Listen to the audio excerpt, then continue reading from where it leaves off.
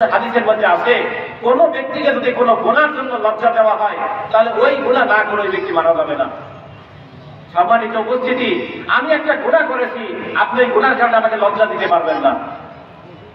এবং এটাও বলা হয়েছে যে কোনো ব্যক্তি কোনো গুনাহ করছে, আমি কিন্তু জানি না ওই ব্যক্তি তওবা করছে কিনা। বলেন জানি? বলেন আপনার মনের মধ্যে কি আছে আমি জানি। তাহলে আপনি তওবা করছেন আমি জানি না, কিন্তু আমি আপনার খারাপ কথা সমাজে ছড়ায় বেড়াইলাম, আমি আপনার দোষ সমাজে ছড়ায় বেড়াইলাম, কিন্তু আপনি আল্লাহর কাছে তওবা করে ফেলিয়েছেন।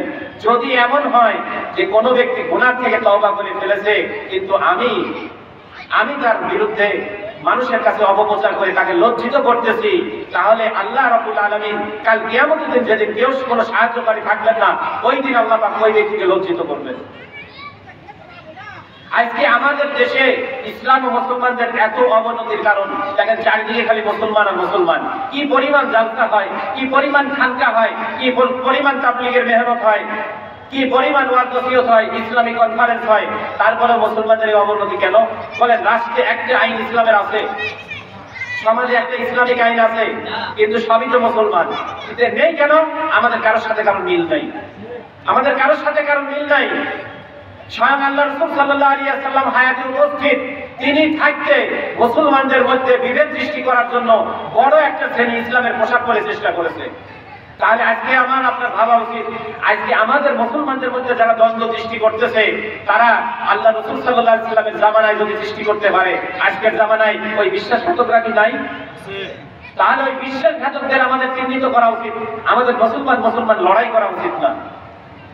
কিন্তু আমরা বিশ্বাসঘাতকদের চিহ্নিত না করে আমরা সবাইকে বলতেছি আমেরিকার দালাল, ইসরায়েলের দালাল, ভারতের দালাল।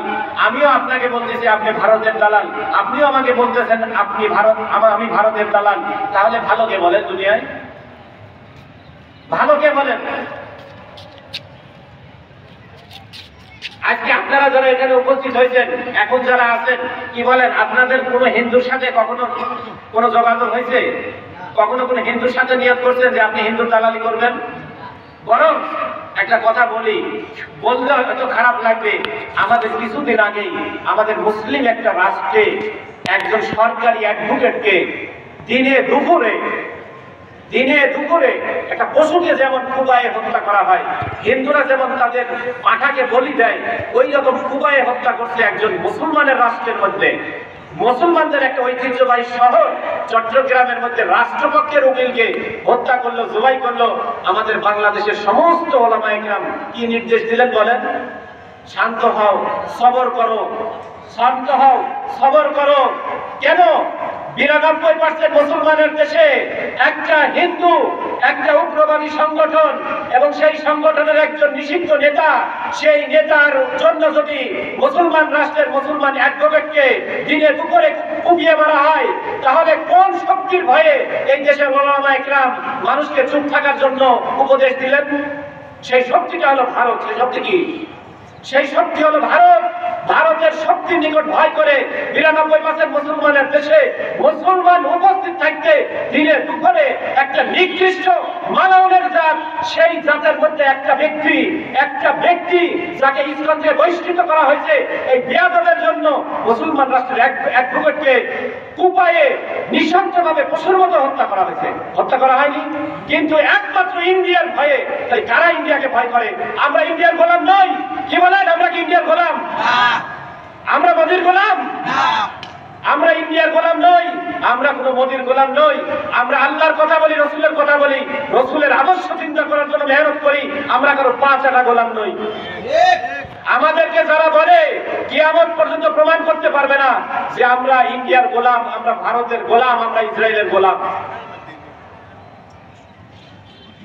আপনারা এখানে যারাই উপস্থিত আছেন, ওলামায়ে কেরাম উপস্থিত আছেন, আমাদের মেহমান যারা উপস্থিত আছে, কেউ কোনোদিন বলতে পারবে না কোন হিন্দু আমাদেরকে টাকা দিচ্ছে। কেউ বলতে পারবে? কোন হিন্দু দালাল, কোন রয়ের এজেন্ট আমাদের সাথে কোনদিন সাক্ষাৎ হয়েছে বলতে পারবেন? আল্লাহর কসম, এক মাদ্রাসার মাহফিলে আল কোরআন এখানে রয়েছে, আল কোরআন শপথ করে বলতে পারি, কোন ইসরায়েল, কোন হিন্দু, কোন মোদির দালাল, কোন বেনিয়ামিন নেতানিয়াহুর দালাল, জর্জ ডব্লিউ বুশের দালাল, ট্রাম্পের দালাল কোনোদিন আমাদের সাথে কখনো সাক্ষাৎ করছে? আপনারা বলতে পারেন? তো আজকে আমাকে যদি বলেন ইসরায়েলের দালাল, আমাকে যদি বলেন মোদির দালাল, এই কোরআন সাক্ষী, আল্লাহ রাসূলের জবান মুবারকের হাদিস সাক্ষী, যারা বলবে দালাল, যদি আমি দালাল না হয়ে থাকি, আপনি তওবা না করলে মৃত্যুর আগে আপনি ভারতের দালাল, মোদির দালাল হয়ে মারা যাবেন। কারণ রাসূলুল্লাহ সাল্লাল্লাহু আলাইহি ওয়াসাল্লামের হাদিস, রাসূল সাল্লাল্লাহু আলাইহি ওয়াসাল্লামের হাদিস, যেই ব্যক্তি কাউকে কোনো অপবাদ দিবে, সেই ব্যক্তি যদি ওই অপবাদের মধ্যে না পড়ে, তাহলে যে ব্যক্তি অপবাদ দিছে মৃত্যুর আগে আগে সে ব্যক্তি ওই নিকৃষ্ট কাম, ওই পাপ করে মারা যাবে। আজকে একটা সতী নারী, একটা ইজ্জতওয়ালা চরিত্রবান একটা পুরুষকে আপনি দুশ্চরিত্র অপবাদ দিতে পারবেন না। একজন চোর নয়, তাকে আপনি চোর বলে অপবাদ দিতে পারবেন না। আজকে আমরা ছোট্টবেলা থেকে যেদিন আল্লাহ এবং রাসূলকে ডাকতে শিখেছি, যেদিন চিনেছি আমাদের মালিক আল্লাহ, যেদিন চিনেছি আমাদের পরকাল আছে, সেই দিন থেকে আমরা সমস্ত বাতিলের বিরুদ্ধে আমরা সংগ্রাম করি। আমরা হকের পক্ষে জান, মাল, সময়, আমাদের সবকিছুকে দায়ী করতেছি। কি বলে কথাটা ঠিক কিনা? আল্লাহ রাসূল জামান, যে কথা বলতেছিলাম, আল্লাহ রাসূল হায়াতে উপস্থিত, আব্দুল্লাহ ইবনে সাবা মুসলমানের সাইনবোর্ড লাগায় মুসলমানকে ধ্বংসের